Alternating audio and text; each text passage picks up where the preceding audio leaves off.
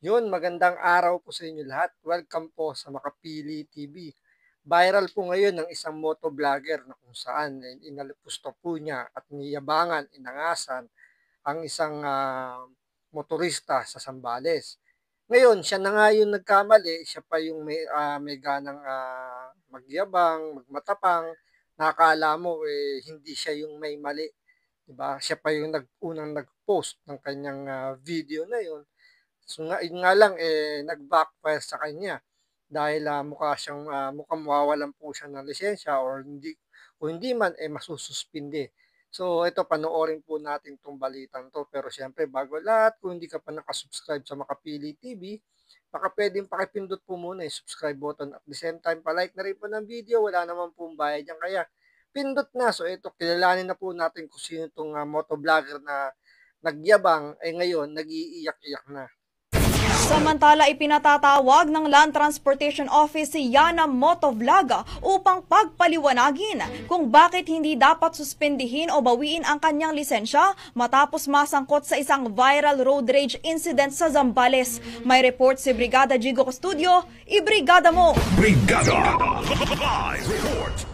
Alam mo kung lubok-lubok yung daan. You tell me, bakit nga ba? You tell me. No, you tell me. You tell me. Huwag kang mamamakyo. Bakit nga ba? You tell me. Mainit ang naging sagutan sa pagitan ng motovlogger na ito at ng isang driver ng pickup truck. Nangyari ang mainit na tagpo matapos magkagirian ang dalawa sa daan sa Sambales. Makikita rin sa video na nag-middle finger pa ang motovlogger nang umovertake sa pickup. Bakit nga ba? Ha? Bakit nga ba? Bakit nga ba? Bakit nga ba? Alam mo kung lubok-lubok yung daan. You tell me, bakit nga ba? You tell me. No, you tell me. You tell me. Huwag kang mamamakyo. Bakit nga ba? You tell me. Nagit-git nyo kasi. May side mirror pa, ako wala. Hindi ka gumagamit side mirror mo? Unang-una, wala siyang side mirror, nagbumotor. Diba? Ang kinagagalit niya kasi dito, muntik na siyang masagi ng pick-up dahil umovertake siya sa kanan. Kung hindi ka ba naman kamote ka rin, hindi naman porkit na naka-big bike ka or mamahalin yung motor mo, hindi ka nakamote. Yung pagiging kamote po, wala po yan sa kung ano yung dala mong sasakyan. Ngayon, dito, napakalinaw na may mali itong motor.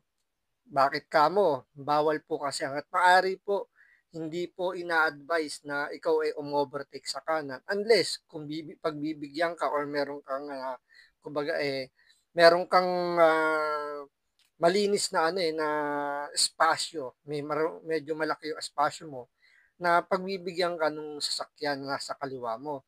Ngayon sa nangyaring ito, dahil hindi siya pinagbigyan, siguro hindi siya napansin dahil nga lubak-lubak yung kalsada, nag-dirty finger itong babaeng rider na to dahil doon hindi nagustuhan. At ito pa nakakaano rito huminto pa siya para antayin yung pickup driver. So, sa palagay ba ninyo, sino yung mas may mali sa dalawa? Although may mali rin dito si Sir na naka-pick up dahil huminto rin siya, pero di natin masisisi dahil siyempre kahit paano hindi niya talaga nagustuhan na mag-dirty finger sa kanya dahil base sa kung sa kanya yung kumbaga yung sa kanyang pananaw is wala naman siyang ginawang mali dahil na lubak-lubak yung kalsada, natural yung sasakyan niya medyo hahanapan niya ng pwesto na hindi masyadong matagtag yung sasakyan niya.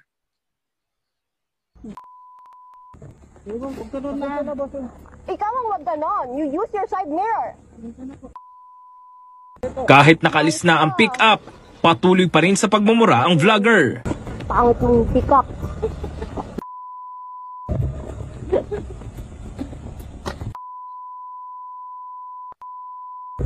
Ang video agad nag-viral sa social media at umani ng batikos at ng reaksyon mula sa mga netizens. Ngayong araw, naglabas na ng show cause order ang Land Transportation Office laban kay Aliana Marie Aguinaldo o mas kilala bilang Yana Motovlog. Pinagpapaliwanag siya kung bakit hindi dapat suspindihin o bawiin ng kanyang lisensya. Ayon kay Now, you tell to LTO bakit hindi kailangan suspindihin yung lisensya mo. Ngayon ka magbakit ba? Ngayon ka ngayon you tell me, you tell me. Sabihin mo ngayon sa LTO yan.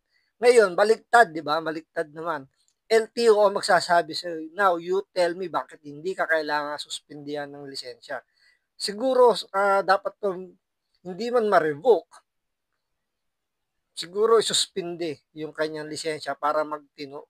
Kasi kung pagbibigyan lang yung ganyang klaseng rider, lalo na medyo nag-a-attitude, porket isa palang motovlogger at malamang malaki-laki yung followers nito dahil mukhang maganda or siguro maganda nga itong rider na to kaya siguro nakakuha ng maraming followers.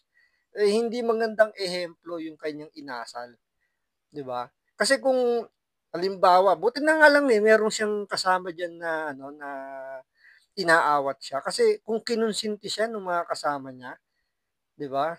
Baka ano pa nangyari kaya salute pa rin dito sa mga kasama niya lalo na yung humingi ng pasensya doon sa may-ari ng sasakyan ng pickup dahil kapapano 'di ba na kumbaga napakalma niya.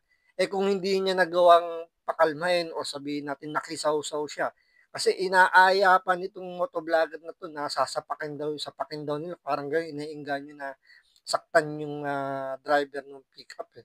So paano kung nabuyo niya, 'di ba? Di malamang meron niyang kung pinaka-worst diyan may maging kwento na lang, 'di ba? So napakamaling asal, attitude ang binigay nitong motovlogger na 'to at sa tingin ko kailangan nito magtanda at ito ay suspindi yung lisensya nito. Ayon kay LTO Chief Assistant Secretary Attorney Vigor Mendoza, si Yana ay maituturing na improper person to operate a motor vehicle dahil sa kanyang kilos at pambabastos sa kapwa motorista.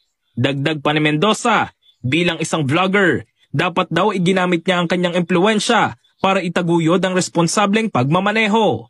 Ayon naman kay Transportation Secretary Vince Dizon, mahalagang ipakita ng lahat ng motorista, lalo na ang mga public figures at influencers, ang disiplina, pananagutan at pagiging responsabling road user. Samantala, humingi na Alam niyo totoo yung sinabi ni Secretary Dizon. Once na nag-influencer ka, may followers ka, kumbaga ikaw ang tinitingnan niya, pinapanood niyan, 'di ba? Dapat ikaw yung unang magbigay ng magandang ehemplo. Tulad niyan, instead na nakakuha ka ng mga followers diyan, nakakuha ka ng mga bashers dahil sa pagkakamali mong 'yon na ikaw pa yung mayabang, ikaw pa yung kitang-kita naman na ikaw yung may pagkakamali doon dahil nga doon pa lang sa sinabi mo wala kang side mirror, 'di ba? Tapos umovertake ka pa sa kanan, magde-dirty finger ka pa, inabangan mo pa at parang nagbabanta ka pa, doon pa lang talagang sablay na eh. Hindi ka maituturing na na influencer eh. I mean, hindi ka maituturing na good influencer. Parang lumalabas dito, bad influencer ka eh. Paano kung may, 'di ba? May followers ka na medyo mas bata pa sa iyo, 'di ba? Or merong sabihin natin talagang fanatic sa iyo. Gayahin yung ginagawa mo. Paano kung yung natapat sa iyo isang sabihin natin isa ring siraulo, mas siraulo pa sa iyo, 'di ba? At may dalang baril, di malamang kwento ka na ngayon pati yung kasama mo. 'Di ba? Napaka irresponsable lalo na yung kasama mo na inuudyukan mo, buti na lang hindi nagpa-udyok sa iyo. 'Di ba? Kung yun naudyukan mo at may nangyaring hindi maganda, cargo mo yun kasi ikaw yung ikaw yung unang nag-provoke eh. 'Di ba? Wala namang masama sa paghingi ng paumanhin or sabihin natin i-ignore na lang since wala namang nangyaring hindi maganda, ipagpasalamat mo na lang sa Diyos na walang nangyaring masama pareho sa inyo. Huminto ka lang ng saglit, ipikit mo mata mo, huminga ka ng malalim, pasalamat ka sa Diyos na nothing happen na hindi maganda. So, doon pa lang, kumbaga dito nasubok na kagad yung yung patient mo, yung mo sa kalsada na hindi mo na control yung emotion mo. So, eto humingi nga rin siya rito ng public apology dito sa kay Sir Jimmy yata yung pangalan nun, yung may-ari ng pickup. So, Sayang, ang ganda-ganda mo pa naman nitong motovlogger na 'to tapos, yung attitude niya pala, kabaliktaran nung kanyang physical appearance. Humingi na ng paumanhin sa publiko si Yana matapos siyang batikusin online. I would like to take this opportunity to say sorry to Kuya Jimmy for what I've caused. And of course, as well as to those people who got dragged into the issue. Sorry din po sa citizen of Zambales, the riding community, especially the off-road community. I promise to be more patient next time, especially on the road. In the heart of changing lives, ako, si Di ba? Yabang-yabangan now, tapos public apology later, iyak later. Yan yung yung dapat talaga, bago ka umalis ng bahay, bago ka sumakay ng sasakyan mo, ilagay mo na kagad sa utak mo. Meron ka makakasalubong na kamote, meron ka makakasamang kamote. Kailangan, iano mo na yung sarili mo na ilagay mo yung sarili mo na pag na-encounter mo yan, kailangan yung pasyensya mo talaga napakahaba. Ngayon, kung wala namang nangyaring hindi maganda sa iyo, ipagpasalamat mo lang sa Diyos. Huminto ka saglit, paunahin mo na yung kamoting yun. 'Di ba? Wala namang mawawala sa pagkatao mo. Total, di naman kayo magkakilala. Kung nagba-vlog ka, edi i-vlog mo, ipakita mo yung pagiging influencer mo. 'Di ba? Ipakita mo yung pagiging good influencer mo. Ipakita mo kung ano yung dapat gawin sa mga ganung klaseng senaryo. Mas makakuha ka pa ng mga netizen na yung gumaya pa sa'yo. Kaysa ngayon, ang nakukuha mo, basher dahil sa pag-aasal mo. Kasi unang-una, kahit sino talagang mababadtrip. So, kung bibigyan mo ng dirty finger, lalo na kung yung nagmamaneho ng sasakyan, sa palagay niya, wala naman siya nagawang hindi maganda. Talagang kahit papaano, especially ngayon, sobrang init ng panahon, talaga yung temperatura ng tao, mabilis umakyat, mapupunta talaga sa road rage. Kaya nga, hangga't maaari, itanim mo na kagad sa utak mo, meron ka makakasamang kamote sa kalsada, at huwag ka nang maging isa sa mga kamote na yun. Kaya, magbaon ng mahabang pasensya.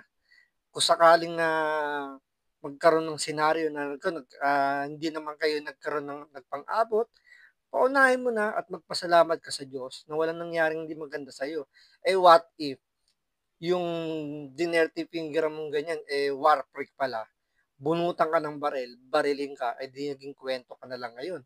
Sayang, ang ganda-ganda mo pa naman. So, yun lang po mga guys. Sa mga nagmamaneho dyan, lamig lang ng ulo, huwag maging kamote sa kalsada, magpasalamat sa Diyos kung walang nangyari hindi masama, paunahin na sila, hayaan nyo na yung hindi naman kabawasan ng pagkatao mo, dahil hindi naman kayo magkakilala. So, yun lang po. Maraming salamat sa panood. Ingat po kayo lagi. God bless.